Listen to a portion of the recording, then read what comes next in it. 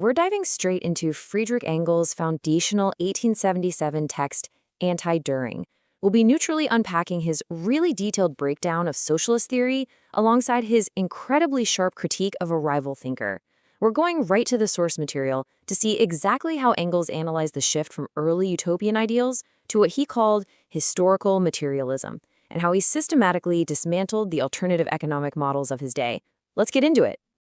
So here's our roadmap. We'll kick things off with the early utopian socialists, explore the actual mechanics of historical materialism and capitalist crises, and finally, walk through Engels' step-by-step takedown of Eugene Dühring's economics. To really grasp Engels' argument, we gotta rewind a bit. Think back to 1789. Following the French Revolution, the Enlightenment basically promised a society built purely on reason. But, as Engels points out, this supposed triumph of reason quickly collapsed into the reign of terror, and then into the stark, brutal inequality of the Industrial Revolution. The promise of eternal peace just turned into endless wars, and trade became, well, largely about cheating. And it was out of this massive disappointment that the first wave of thinkers, who we now call the utopian socialists, emerged. We're talking about figures like Saint Simon, Fourier, and a guy named Robert Owen, who all stepped up hoping to, essentially, invent a perfect social order right out of their own minds. Now, what's truly fascinating here is this profound realization from Robert Owen. Owen was a wealthy 29-year-old manufacturer running a massive cotton mill in Scotland. He's looking around and seeing that the Industrial Revolution is generating these gigantic, unprecedented new productive forces. But then he looks at the actual workers generating that wealth and he realizes they're still completely impoverished. He literally called them slaves at his mercy. So he saw an opportunity to bring some order to that chaos. And Owen actually walked the walk. He put his theories to the test at his New Lanark mill, and the reforms were totally groundbreaking for the time. He slashed the punishing 13 to 14-hour workdays down to 10.5 hours. He set up the very first infant schools. Get this, when a cotton crisis shut down work for 4 whole months, he kept paying his workers their full wages. And despite doing all of that, the business still more than doubled in value and brought in huge profits. Engels notes that Owen practically proved humane conditions could perfectly coexist with profitability. But you know what? Owen himself wasn't satisfied. He realized that these reforms, as great as they were still just a form of benevolent slavery. They were treating the symptoms, not providing a structural cure. So Engels looks at all this utopian idealism and completely rejects it. He argues that trying to just dream up a perfect society, like Owen or Fourier tried to do, is practically impossible. Instead, he introduces the concept of historical materialism. The core idea here is that the entire foundation of our social structure is determined by what we produce, how we produce it, and how we exchange it. So, society structure isn't driven by humanity suddenly discovering some eternal truth or justice. It's driven by the gritty, material realities of economics. Let's break that down. Think about individual production back in the Middle Ages. The peasant or artisan owned their spinning wheel, they did the work, and naturally, they owned the final product. But fast forward to the Industrial Revolution, and production becomes socialized. Suddenly, it takes hundreds of people working in a factory just to make one piece of cloth. No single person can point to it and say, I made that. And Engels identifies capitalism's original sin right here. Production evolved into this massive collective effort, but the wealth it generated, that was still captured privately by the capitalist. He argues that this fundamental contradiction is the root of all modern social conflict. And this exact contradiction leads straight into economic crises.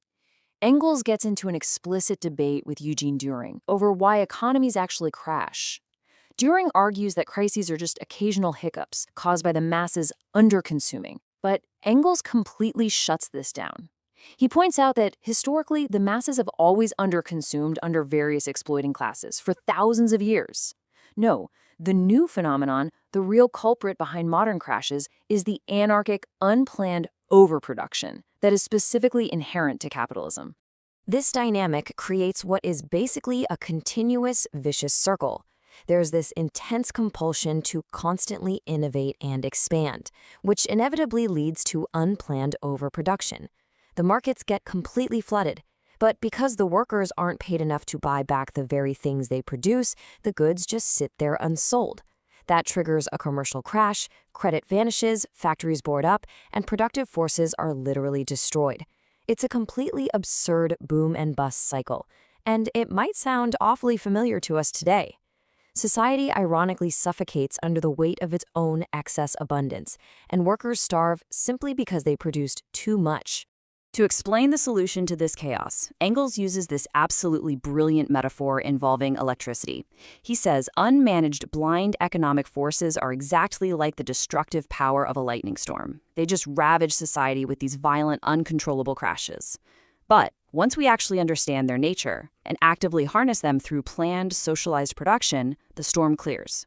Those forces transform from destructive demons into willing servants, very much like harnessing electricity so it works safely inside a telegraph wire. According to the text, this material shift also fundamentally changes how society is governed. If society collectively owns the means of production, those class antagonisms we talked about earlier simply vanish. And if there isn't an oppressed class that needs to be kept in line, well, a specialized repressive state apparatus is no longer needed. The political rule over people is replaced by the simple administrative management of things. So the state isn't violently abolished. Rather, as Engels famously puts it simply dies out. Okay, so having laid out all this theoretical foundation, Engels then abruptly pivots to aggressively dismantle the alternative socialist model proposed by his intellectual rival, Eugene Dühring. Dühring claimed he had figured it all out and created a flawless, final, natural system of society. Let's see exactly how Engels puts that system to the test. Dühring bases his entire federation of economic communes on abstract morality, what he calls a universal principle of justice. And Engels spots a massive irony right away. He points out that Dühring is making the exact same mistake as the early utopians. He's basing his entire economic model on eternal truths and pure willpower, completely ignoring the historical and material realities of how production actually functions. And Engels really does not hold back here. Adopting a highly sarcastic tone, he dismisses Dühring's moral frameworks as pure social alchemy.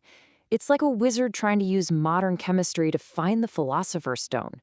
By trying to cure structural economic problems with wishful thinking and a bunch of administrative rules, rather than changing the actual mode of production, Dühring's ideas are basically brushed off as barren, foggy notions. You can really see this theoretical clash clearly when looking at their visions for labor. Dühring's system keeps the strict division of labor in place. He basically imagines these specific economic species of people who only do one job for their entire lives, like you're just a porter or an architect, and he maintains the separation between town and country. Engels argues this fundamentally fails. For Engels, true emancipation means freeing humans from that crippling division of labor. He demands universal development.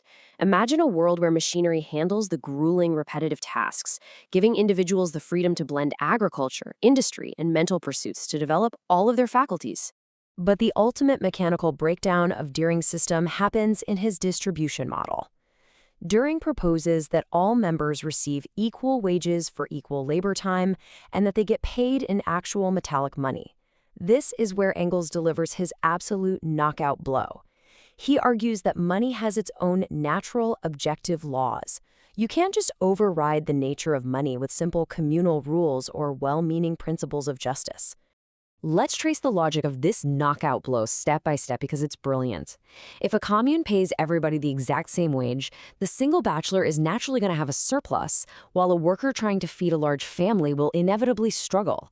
That surplus metallic money naturally transforms into private, hoarded wealth for the bachelor. Pretty soon, the struggling worker needs a loan, leading to lending at interest or usury. Give it enough time and those usurers transform into bankers. Eventually, those bankers use their financial leverage to regain control of the means of production.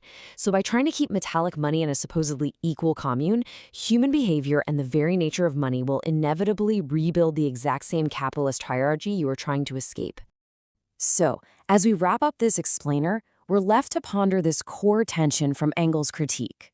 It forces us to ask, can partial economic reforms, like trying to enforce equal wages while keeping metallic money, ever truly override the deep-seated mechanics of a society's chosen system of exchange? It's a really fascinating look at the historical and theoretical roots of socialist thought. Thanks so much for joining me on this deep dive, and keep questioning the mechanics of the world around you.